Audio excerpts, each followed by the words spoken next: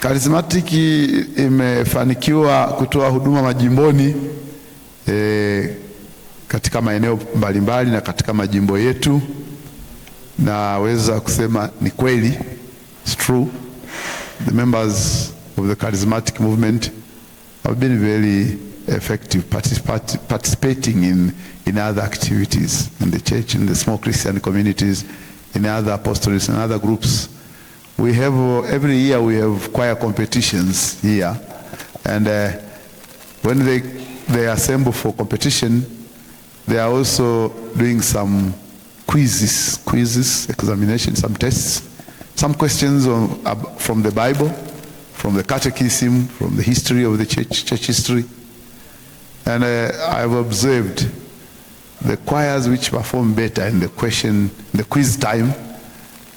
If you check properly, you discover those who were answering the questions were members of the charismatic.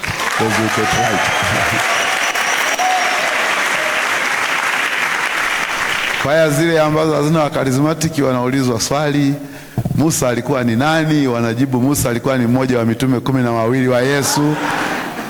Lakini akiulizwa mkarismatiki anaeleza vizuri tangu Musa alivyoanza kule Misri mpaka alivyoliondoa taifa teule.